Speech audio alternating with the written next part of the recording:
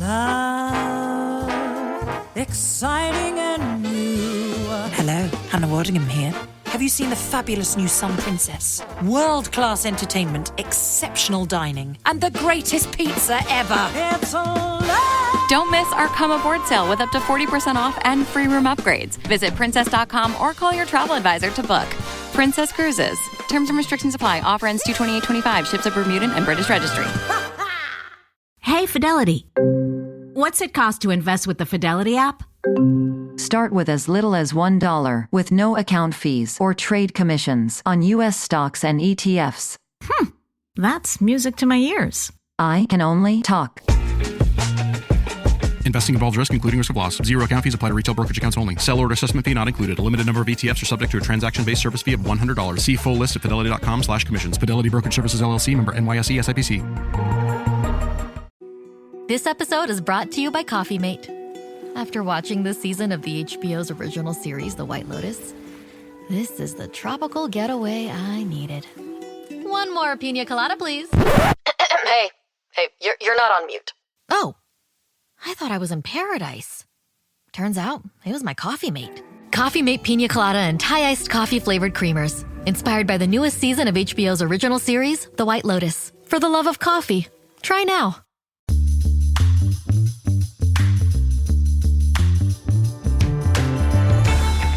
Hey everyone, welcome to this edition of Keep Watch Pass on the It's Not That Bad podcast channel, a proud member of the Pantheon Podcast Network.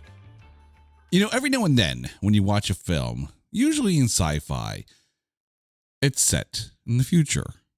And you sit there and you go, I wonder if we're going to get to a world as depicted in this movie by the time we get to that year. And then the year passes and you're like, oh, well, I guess we didn't achieve any of that at all. So this week on Keep Watch Pass, we're going to take a look at movies we're calling movies of future past. All, credit to the X-Men for coming up with something very similar. Clearly they copied us. But here to join me is my past, present, and future wife, my lovely wife, Carrie. Carrie, how are you doing? Future wife? Wow. Yep. All right. Okay, we're going to have a do-over or... Well, no, I'm just letting you know so your clone in the future has that kind of memory of like, oh yeah, I'm supposed to marry this guy. Ah, okay, cool. Yeah, I'm just implanting that memory into your head. Excellent. All right. So when we do the cloning, the DNA copies over, we're good. The assimilation has been complete. I don't want to have to explain myself a second time. Well, you're quite, you're quite bold to think that I listened to you the first two times.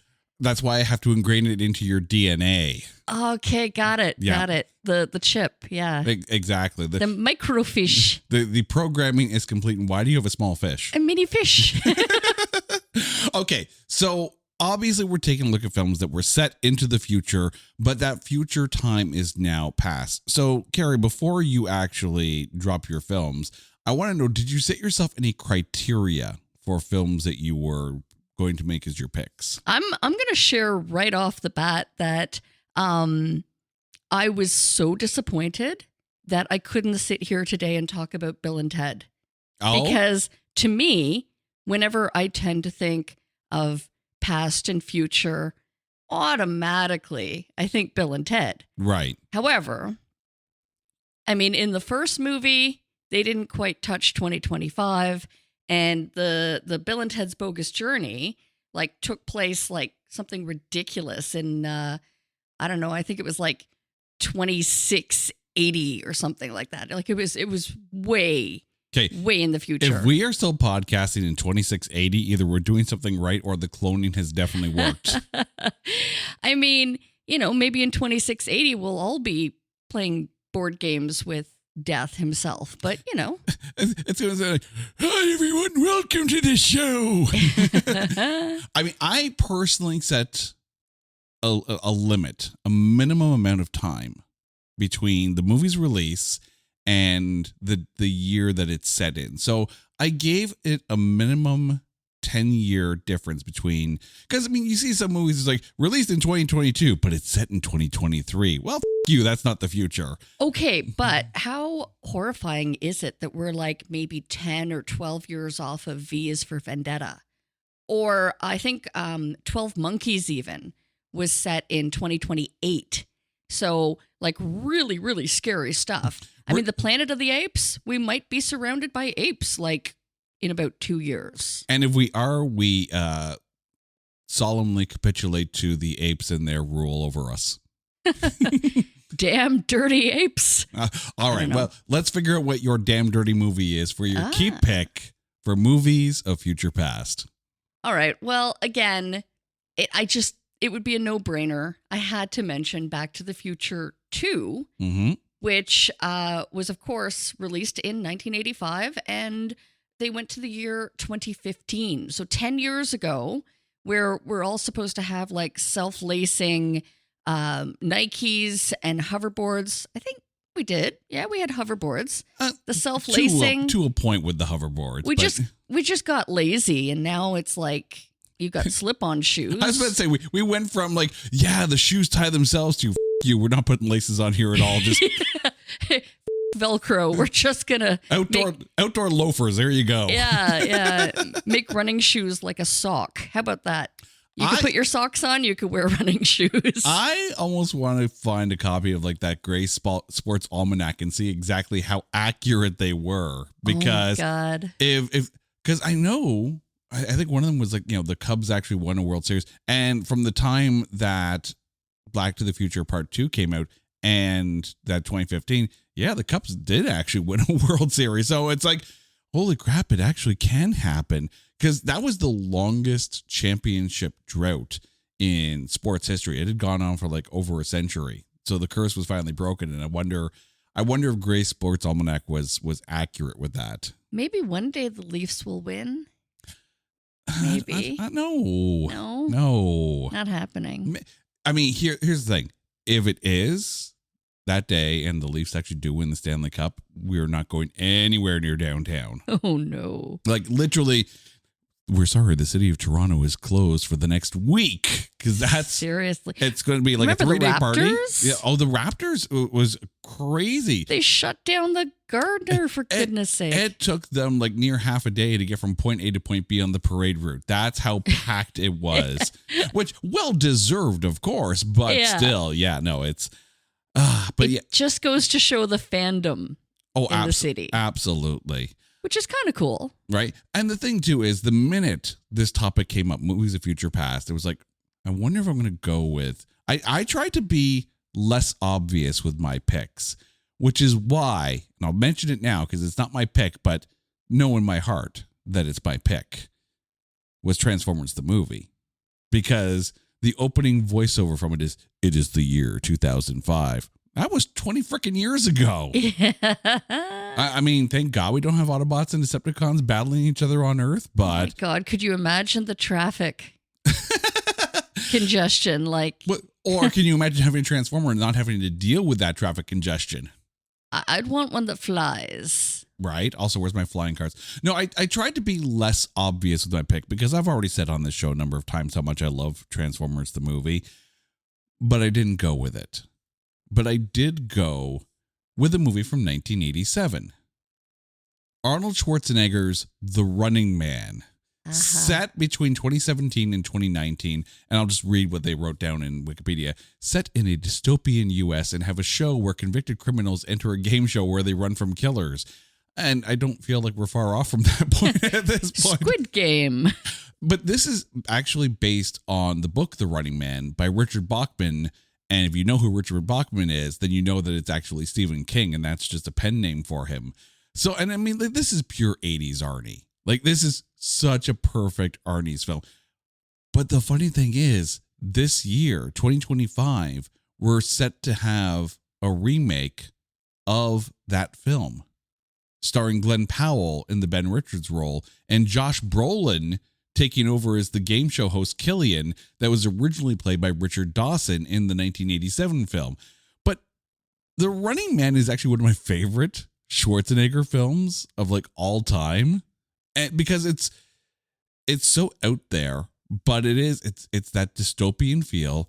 And, obviously you got Jesse Ventura in there because like there was a stretch where Jesse Ventura was in every single Arnold Schwarzenegger film, but it's one of his better films. And the thing is, I think it's one of those films that doesn't really feel dated. Like Commando feels dated. Predator is still awesome, don't get me wrong.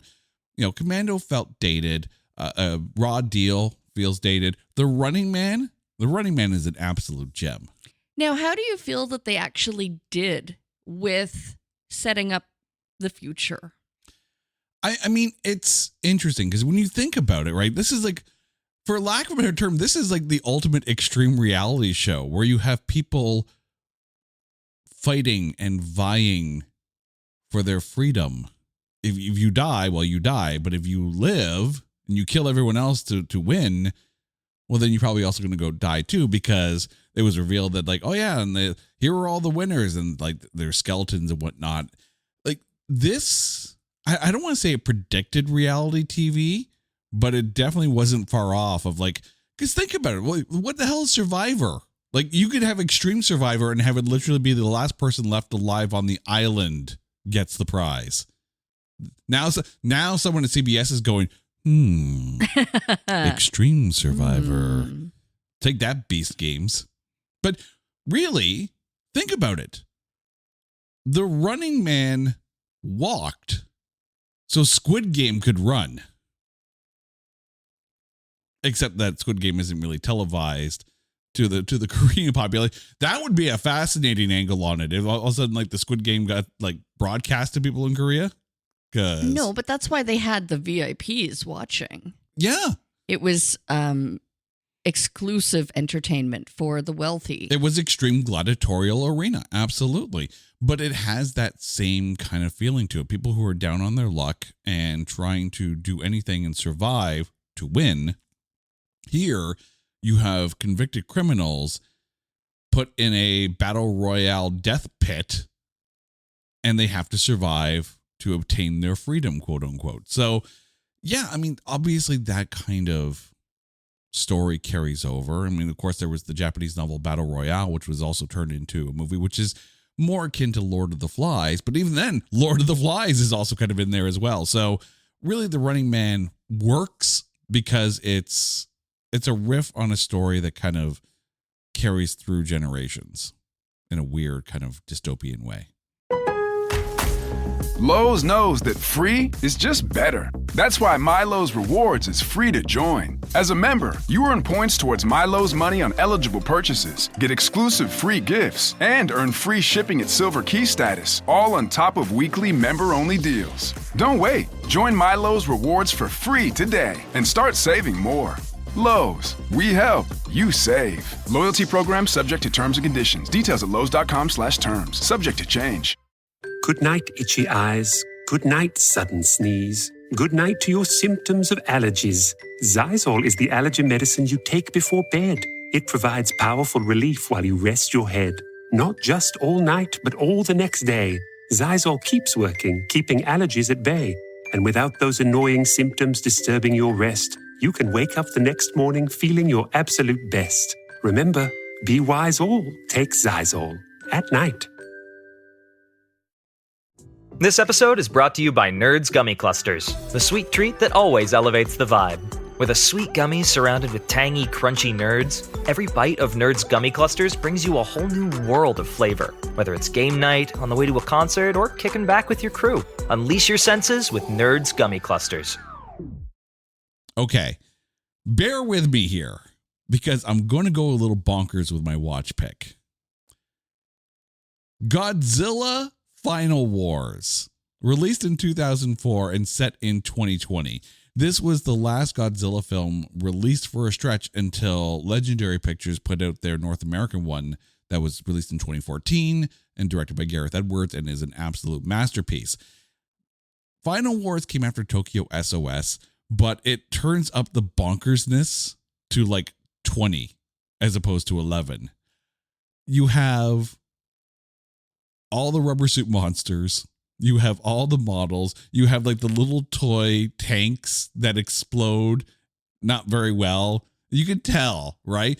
But there's just something so freaking genuinely sweet and fun about one of those earlier Toho Godzilla films that I freaking love. And this is just bonkers, right? Because like all of a sudden you have this like mutant elite special force, right? Like Project M or something like that, and they're gonna help. Like it is so out there. Like take X-Men meets Godzilla, and you actually have Sum 41 on the soundtrack in a Toho Godzilla film during the fight scene, which is like the ultimate battle royale.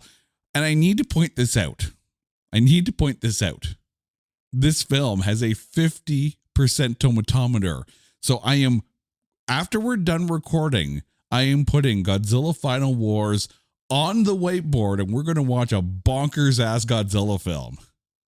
Okay. He's calling it out now. Straight up. Like, this is not the Gareth Edwards Godzilla. It's not. This is not Godzilla -1, which is an absolute masterpiece. No, this is crazy ass futuristic Godzilla that also somehow stars an MMA fighter in amongst the rest of the Japanese cast. But Don Fry was also fairly big in Japanese professional wrestling as well as MMA, so kind of makes sense. But ooh, like you thought like someone like the earlier Godzilla rubber suit monster movies were funny. This up here, it is like it's a fever dream of a Godzilla film, and I love it. Okay. Looking forward to enjoying this. Are you looking forward to it, though? I'm starting to wonder if you are. I don't think that word means what you think it means. Looking forward. I mean, normally when I say let's watch a Godzilla film, you look forward to the nap that it's about to ensue. But yet you stayed up during Godzilla -1. I said that, and then in the theater, I was like intrigued, especially when I was like, oh, okay, it's all subtitled. Like, I am for sure zoning out. Like, this is a paid nap time for me. No, I was like hung on every word. Like, I'm just like, oh, this is incredible. Yeah.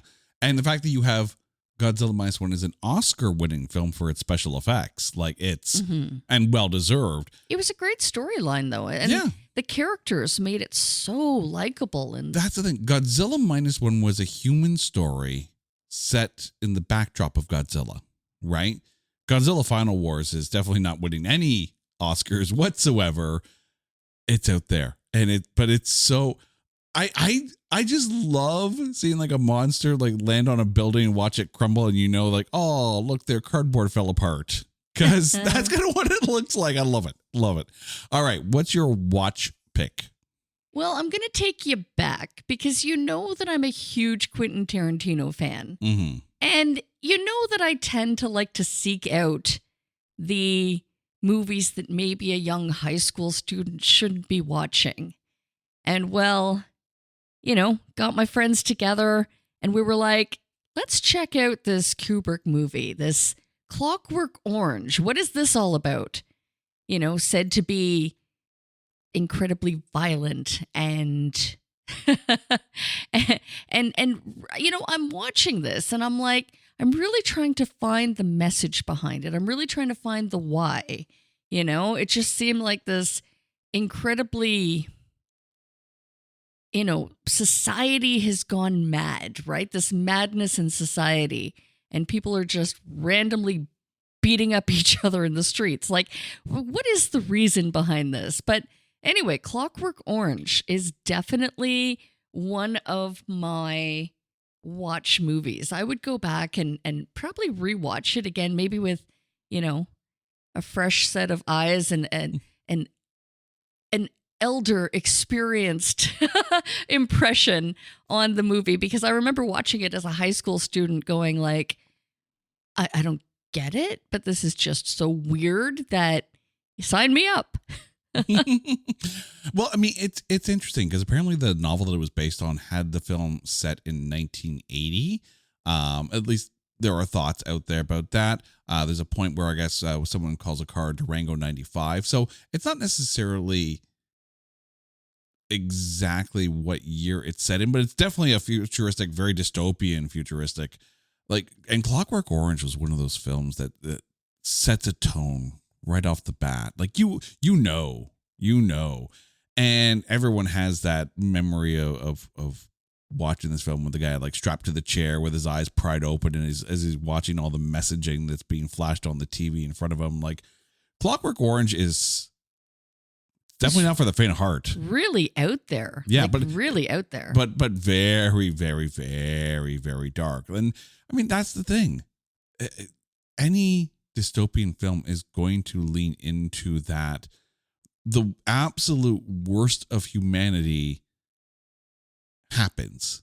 It's a pessimistic genre, right? Ain't any film that is, considered dystopian, don't expect happy. You're not going in for happy.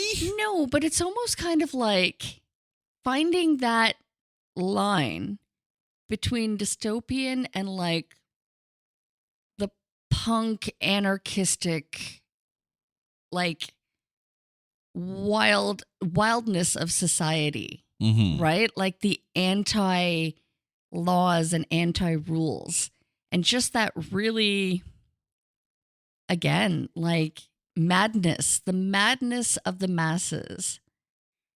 I mean, personally, this might be one of my favorite Stanley Kubrick films of all time. And this is the guy who made 2001, Space Odyssey. But I find 2001 to be boring as hell. Consider that also you have on this list, like Full Metal Jacket, that's up there. The Shining, good, right? But Clockwork Orange, it's up there. It's absolutely up there on my list of favorite Kubrick films. It may actually top the list. All right. Finally, your past film of movies of future past. So I'm passing on a movie that I have to admit, full disclosure, I have not seen with my eyes, but the only thing that I know about this is like comedic, almost caricature takes of Soylent Green. Oh my God, you picked my movie. You picked I swear my we movie. didn't. Okay, so you can tell me then what the whole like was it Harvey Birdman? It was Harvey Birdman, attorney at law. The Baba Ganoush is people. It's people. The Mediterranean rap is people. No, wait. That's Baba Ganoush. Okay, so let me explain. School me on this. Okay, because interestingly enough, Soylent Green actually did win the Saturn Award for Best Science Fiction Film of the Year when it was released in 1973. And it's set in 2022. And it pains me to pick this because it is the only film based on a book written by Harry Harrison.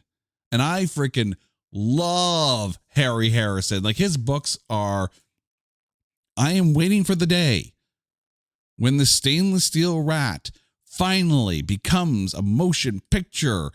And I don't know if it's ever going to happen. I'm telling you right now, 90s Christian Slater would have made the perfect stainless steel rat as Slippery Jim DeGriz. Oh, and I know that there's like an independent, almost like student type film version of Bill the Galactic Hero, and it's really well done. But Bill the Galactic Hero is another one. It's bonkers as hell. Like, you would have needed someone like Terry Gilliam to direct a Bill the Galactic Hero. But the thing with Soylent Green, based on the book Make Room, Bake Room, is that it's set in this future, this 2022, where overpopulation is a thing. And they've run out of food for people to eat. So basically what's happening is they are killing two birds with one stone. They are dealing with population control by reducing the population and by turning the people into that they reduce into food for the other people. Yeah. So Soylent Green is actually people. And people are eating Soylent Green to survive. I'm definitely going to pass. I'm going to stay with this pass on the movie. I've not seen it. I mean, here's the thing. Rule number one, the book is always better. And when it's written by Harry Harrison, you damn right it's going to be damn good. And I'm heartbroken that there aren't more Harry Harrison books turned into movies. Someone make that happen. Someone contact the estate and make that happen, because I want my stainless steel rat. I want that. But The film, it was slow. It was paced poorly. And I mean, I get it's 1973, but this kind of film doesn't necessarily have to lean into, special effects or CGI. Well, not definitely not in 1973, but it wasn't as gritty as I wanted it to be. Nothing felt as bleak as it should have been.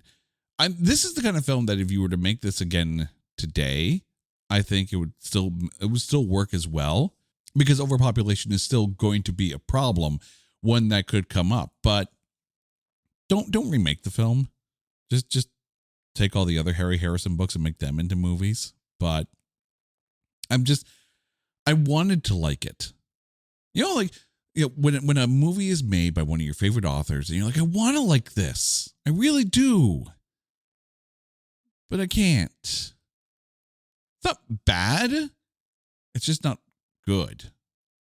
So I find it funny that we have both picked this. So trust me, your pick is justified. I'll just hand you the book and you can read that and enjoy the story that way. Gary, thank you so much for this. Now, please remind our listeners what your keep, watch, and pass picks are for movies of future past. All right. Well, keeping the very obvious pick of Back to the Future 2, I'm watching Clockwork Orange and passing on Soylent Green. All right. And I am keeping 1987's The Running Man. I am watching Godzilla Final Wars, and I am passing on Soylent Green. Carrie, thank you so much. And to you, our listeners, I'd love to know what you guys thought and which movies would have made your picks. Hit us up on social media at NotThatBadCast or go to our website at NotThatBadCast.com. And while you are there, make sure you check out our merch section. We got lots of cool stuff if you guys want to help out and support the show. Until next time, she's Carrie, I'm Jay. You guys are awesome. This is Keep Watch Pass on the It's Not That Bad podcast channel, a proud member of the Pantheon Podcast Network. Take care.